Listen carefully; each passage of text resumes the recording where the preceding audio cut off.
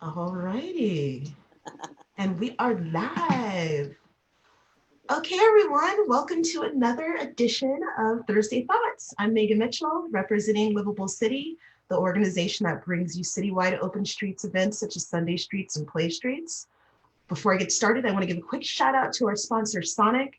And for those of you joining us, do enter your questions in the comments.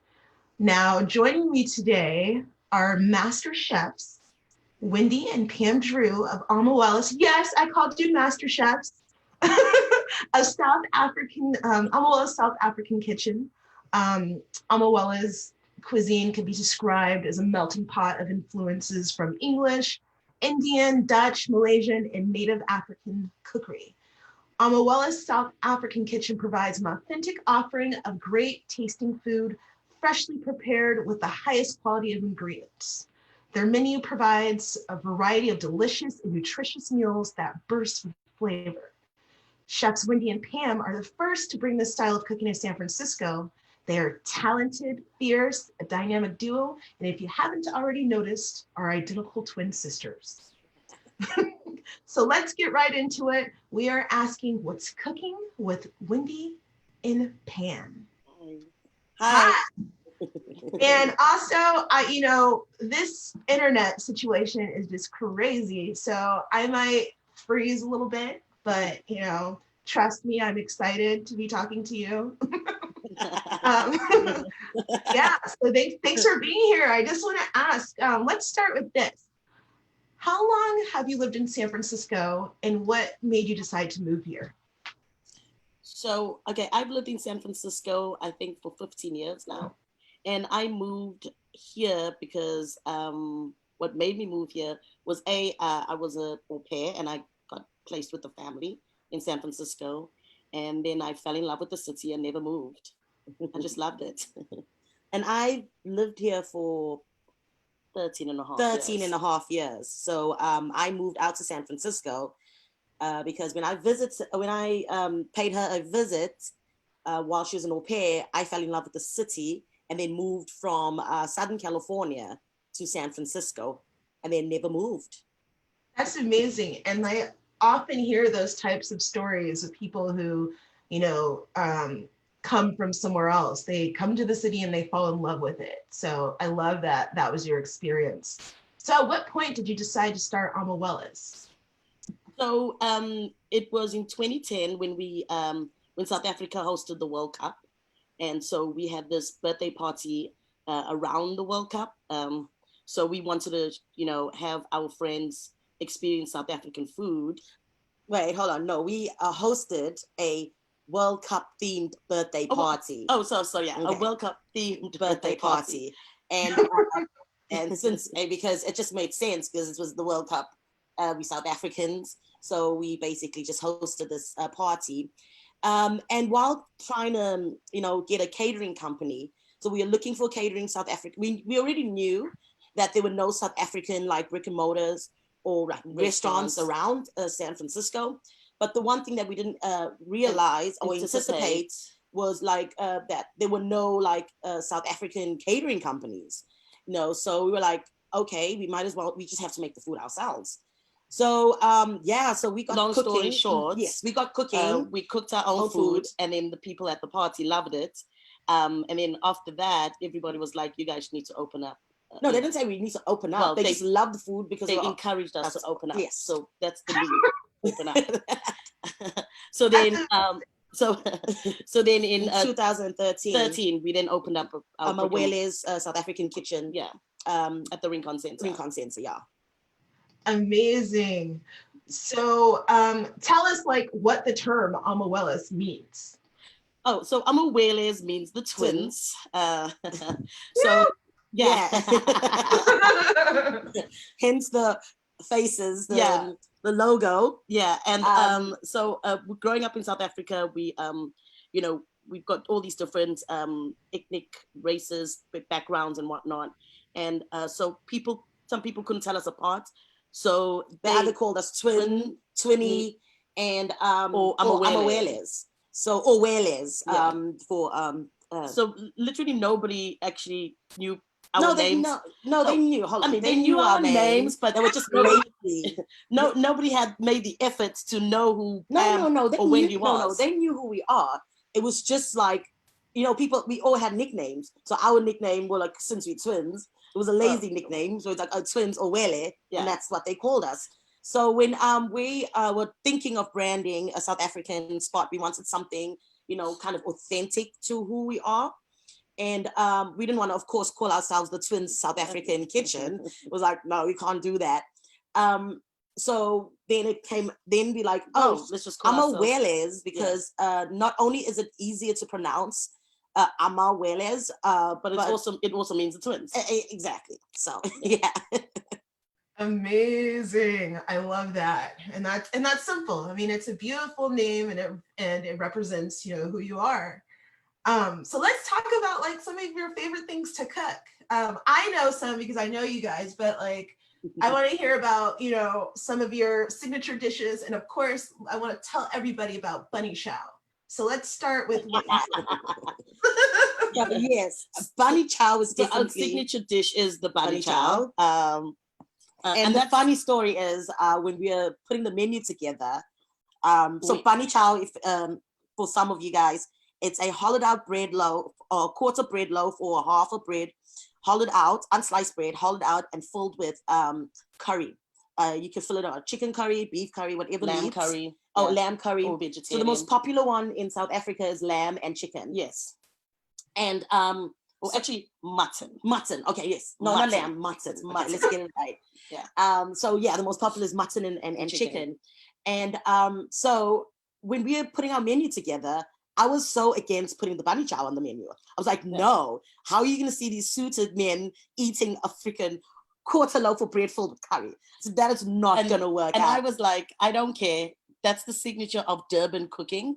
You go to any, hole in the wall in Durban, South Africa, where we're from, you'll find a bunny chow, right? And I said, we have to have the bunny chow on this menu. And I don't care if I only sell one a day. I have to have it. Like, I have to sell this bunny chow. And then, so I fought on that, and she said we're going to do it, and we did it. It literally became the most popular dish. Funny thing is, it was the most popular dish. I could not believe it, and she always reminds me of how we almost messed up not having the bunny chow, and that's what we started being known for. You see these guys or these people in these suits, and they are ordering bunny chow. It was like the funniest thing to see, because it's one of those dishes that really you can't use a fork and knife. You kind of have to use your hands. Well, traditionally you eat it with your hands. You can't eat, but you can use a fork and knife. You know what? But it does look a little weird when you're eating with a plastic fork and knife. Yeah. So sometimes we see our customers kind of just digging in. Yeah. Like no shame, in this food court, and they're just digging in the bunny chow. So that's our signature dish. However, we do have our chicken curry and roti.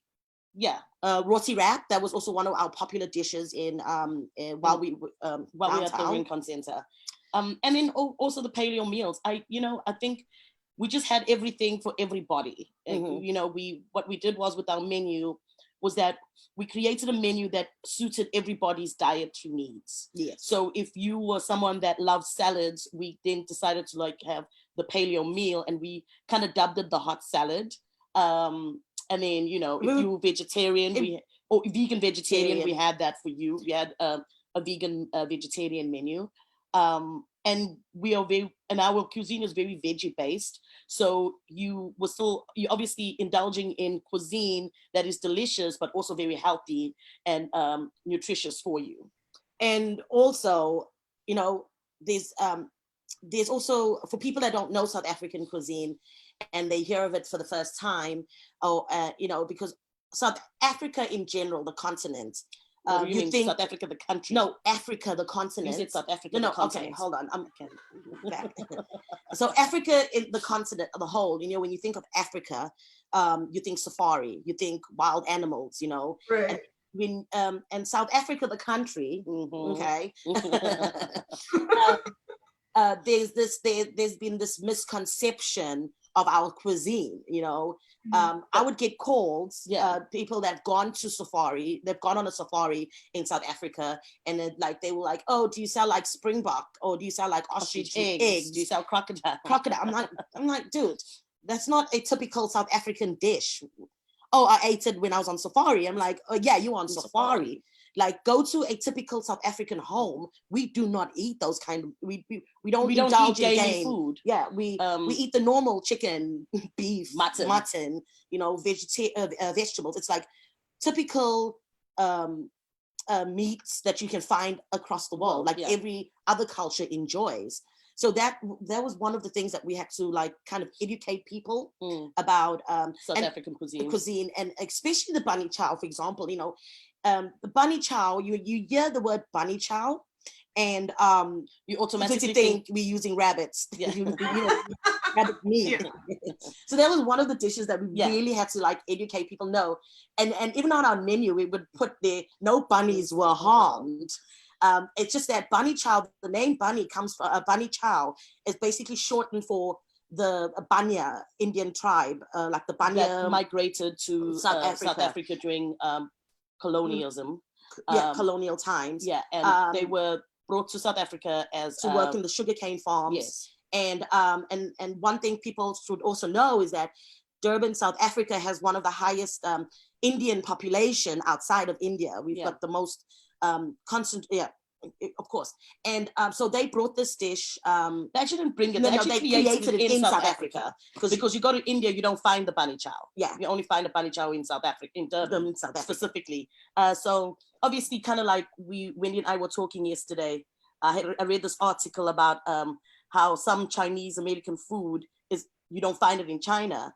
And then I said to a friend of mine, I said, of course you won't, because but they were like saying, oh no, you don't find, you know, General Zhao in China. I said, yeah, but it was created by Chinese immigrants in America. You know, they had to find a substitution to food that they couldn't obviously purchase in America. So then they obviously created something similar, General Zhao, which is a similar dish to another dish that you would find in China. And that's the same thing with what these immigrants did, Indian immigrants did in South Africa. They created a bunny chow because it was something similar to what they ate back home, but couldn't obviously make it the exact same way because of the ingredients. And also apartheid also played a role in the creation of bunny chow, because people of color couldn't like walk into like, you know, sit down restaurants and actually enjoy food. So the bread hollowed out was used as basically a takeaway plate. Yeah, a takeaway container. Yeah. So you hollow it out and then you fill it out with curry, and then you basically put the middle of the little fluffy thing that you find in the bread. The middle part, you basically shift that does not know what's you know, basically place it on top, and they would wrap it in newspaper and they serve it out a window for people, miners, what people have worked on, in the mines, you know, on the farms. So the bread was used as a utensil. So you break it and dip your bread in the curry sauce, and basically used as a container. Your hands were used as the utensil. Okay, with something. Yeah. So that's all right. I love that is amazing. So you're not just having, you know, South African cuisine, you're having a history when you're eating this stuff. There's a whole story behind it, and I love it. I want to talk a little bit about, since it's been a couple of years since it happened, you guys were on a show, a cooking show. What show was that? Was that Top Chef? Which one was that? No, it was Chopped. Chopped. It was Chopped, Twins for the Win. Yeah. Funny thing is, it was 5 years. No, it was 2000. I think 15. 5 years. Yeah, 5 years now. Or 16. 15. Yeah, it was 2016. Yeah, 5 years. Was it? Okay, yeah. I think so. But don't quote us on that, because we always kind of get the years. No, it was 2015. When I looked at some emails, I saw 2016. But anyway, January 2016. What you said? What I'm trying to say, it aired in 2016. But anyway, we won't argue about that. Mm-hmm. So it's 4 to 5 years ago. And they still show that episode. So sometimes we'd be walking down the street and people will like stop us. Oh, I just saw you on Chopped last night. I'm like, Oh, That really? was like filmed like 5 years ago or like 4 years ago. So yeah, it still airs. It was a fun experience. Yeah. We really enjoyed it, and oh yeah, if you watch it, if you watch it, You're you arguing really, like crazy on that show. yeah. I saw you It's running around intense. the kitchen. I mean, really, it's really intense. It's super intense, and I literally blacked out, like, because I was like, "What am I doing with?" at some points, I almost wanted to cry because I was like, "Oh my god, I've never been under so much pressure to make food in 30 minutes." No, it wasn't. It was 25 minutes. Yeah, the yeah, first so round was 25 minutes. And I'm like, I don't cook like this, you know. I need to, you know, when I cook, I like to take my time because I need the dish to come up Or at perfectly. least give us 45 minutes. Yeah, and so of course now telling me to make something in 25 minutes with ingredients that I'm not familiar with really stressed me out. Yeah, I would imagine. That's amazing. If you guys want to check out that episode, you should Google it. Just Google their names and it's hilarious. I'll probably find it on like YouTube or something, but I actually they looked up. blocked it on YouTube. Somebody decided to put it. So you'll find it on Hulu. You gotta buy for $2.99. And yeah, they actually kind of making money out of us. That's a sad part. So that's some good, quarantine television. So now that we have transitioned out of your brick and mortar location, which was over, where was it again? In the Rincon Center. In the Rincon Center. So you've taken it kind of on the road. You've been doing like a lot of catering and things. Like, what are some other plans you have? Also, I want to talk about your tea. But let's start first. Let's start first with how have you transitioned from out of your brick and mortar? Like what? Okay, so when we decided to obviously transition out of the brick and mortar, it was just mainly based on us wanting to reach a much wider audience through our online subscription slash. Yeah, but we didn't have online yet. No, so well, that was the main reason. Yeah, we wanted to do that. Yes, and also a different avenue to and concentrate on catering, because that was actually kind of a bulk of the money we were making, even when we had the brick and mortar.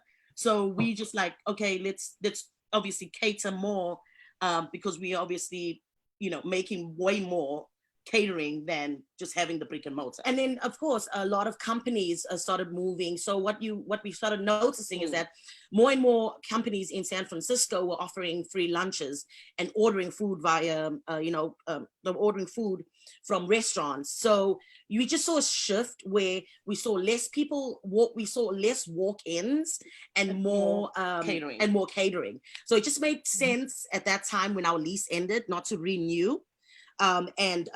Basically concentrate on catering, and then we at the same time to kind of reach the individuals that don't have the privilege of getting free food from their employers. We went on to creating our online platform, Amawele South African Cuisine, amaweles.com, for we sell individuals that want to enjoy South African food, that would go on amaweles.com. So we moved from brick and mortar to e-commerce. Yes. So thankfully we did that because we closed last year August, and then of course COVID hit in March. So we kind of struck it lucky that we went up. We didn't have the brick and mortar anymore, and so obviously we didn't have that responsibility of rent because we work at a commercial kitchen. And we pay as we go at the commercial kitchen. So if you don't work, you obviously don't pay. And so we kind of got really lucky, when we moved from a brick and mortar to it's e-commerce. It's almost like we knew. I don't know. It's so weird. It's like I got this feeling. This was last year, roundabout May. No. You got the feeling in 2018 when you started nagging me. It started in 2018. Yeah. I got this feeling, and I was like, we gotta close. We gotta close. We gotta move e-commerce. Yeah, we gotta do catering. We can't do this anymore. We can't have this brick and mortar anymore. But I guess also because you were also getting bored. Not bored, but not bored. But I felt like I wasn't reaching too many people. I felt like my 3.5 hours could have been spent, doing more catering, and reaching more people. Yeah. That's good. That's good. So you guys were ahead of the game. I bet a lot of people wish they would have, been thinking along those lines. And speaking of like commerce and different things, tell us about your tea. Yes. So we've rebranded. So it's now known as Amawele's Rooibos Refresher. It is exclusively, so Rooibos is a leaf that can only be grown in South Africa. And we grew up on this drink, right? Yes. It's naturally decaf, so it is it is naturally decaf, so the whole family can enjoy it. So the thought was when we started brewing and selling this drink at our spots in the Rincon Center, we wanted an authentic South African drink. Yeah. We did get the whole, why don't you sell appetizer or sell like strips, like these certain sodas, and I'm like, that's not authentic to South Africa, right. And the thing I'm aware is we are all about authentic South African. Yeah. And we're like, I know we grew up drinking these sodas that you find in South Africa, but when you look at the history, that's not authentic. It came with English our colonizers, right? Yes. It was brought by the colonizers. The English.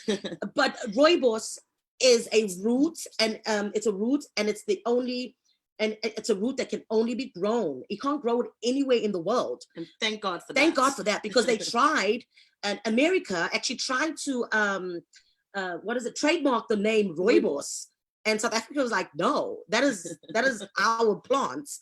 You're not going to do that. And they try to grow it they try to grow the roots in California and somewhere in China. And somewhere in China, and it couldn't grow. Yeah. And it can only be grown in the Cederberg Mountains of South Africa.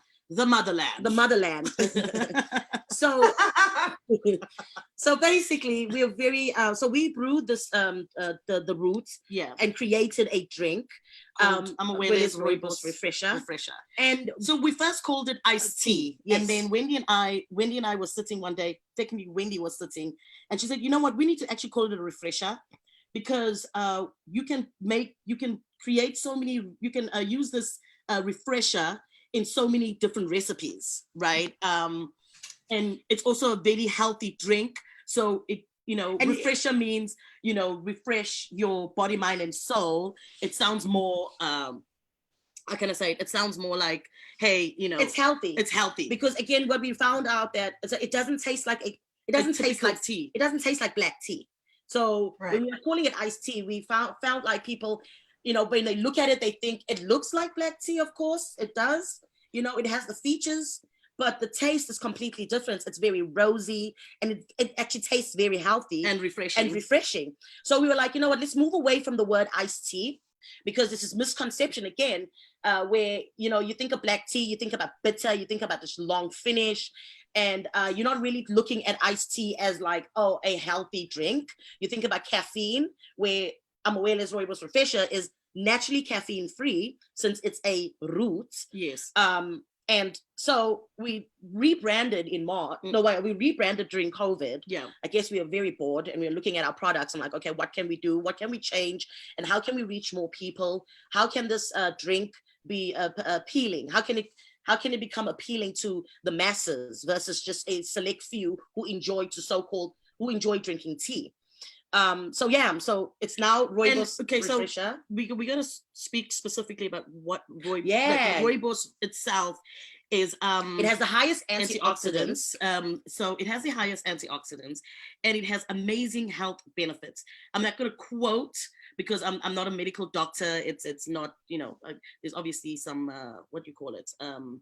I can't say that it it helps decrease what you call it. Well, let me just read. Did we write it down? No, we didn't write it down on that label. We took it off. Okay, so basically it has the highest antioxidants. A out of all drinks out there. It actually helps. It helps with hypertension. Also decreases cancer cells. Yes, because of its high pH. pH in your body helps fight acidity, which acid is what causes, cancer cells to spread and to grow. And so that's what it does. It also helps babies, colicky babies. Because it's naturally decaf. Mothers, if you've got a colicky baby, you can basically put this drink in mix it with your breast milk and give it to your baby. I'm not saying it cures cancer, and please don't quote. These are just the health benefits. Yeah. Do not quote us and say, "Oh my goodness, I bought Amawele thinking I'm going to cure cancer." No, guys, don't. It also helps. We're not doing that. Don't worry. It also helps with people with type 2 diabetes. Yeah, because so we got two versions, right? We got unsweetened and hints of sweet. Unsweetened on its own just tastes amazing because it's got this rosy taste. It's got its own natural kind of sweetness. Yeah. So you don't have to drink the hints of sweet. So the unsweetened is like 0 calories, and it's like 3 ingredients. It's the brewed organic rooibos leaf. It's lemon juice and citric acid because of to preserve it, right? And filtered water. I mean, look, we're looking at 3 ingredients in a drink. And then you also have the hints of sweet. Our hints of sweet 16 ounce is about 90 calories. So you look at the health benefits, and also, and it's so tasty as well. Do you want to add on? Yeah, just go and Google rooibos and you'll literally find all the health benefits. But Amawele's rooibos though is the most. Yeah, we really kept it authentic to rooibos. We use the actual leaf and not the essence, like some of our competitors out there use essence. And I feel like we are probably the only South Africans that actually brew rooibos. The rest of all the other rooiboses out there, not trying to dog them, are actually not brewed or created. The recipes are not created by South Africans. These are, Americans or Germans that were in South Africa that saw rooibos and decided, hey, let me create a rooibos drink in my country. Not really knowing the full story behind rooibos, really knowing what rooibos is about. And I think it kind of... And when you grow up drinking, we grew up on rooibos. Yeah. So, and again, like we said, our menu again, when you look at our menu, it's foods and drinks that we grew up on. Yes. Our mom, our grandparents, brewed, like, for example, the tea, the rooibos, it was brewed for us, by our grandmother, our mother. So, and then our cuisine as well, it's food that we ate at home. Yeah. And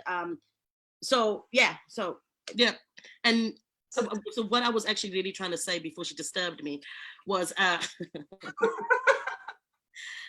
was that with rooibos, with our rooibos, and I need to emphasize this, is that we use rooibos. We do not use rooibos essence.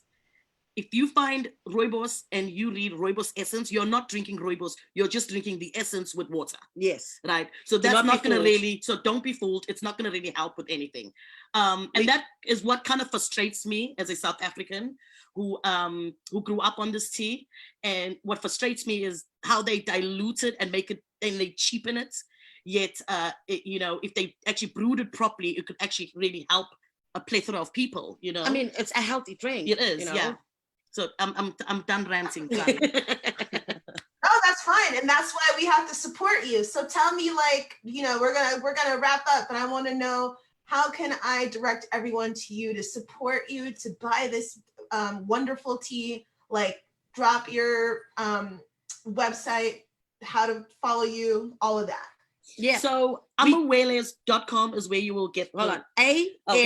It's AMAWELES.com. Amaweles.com.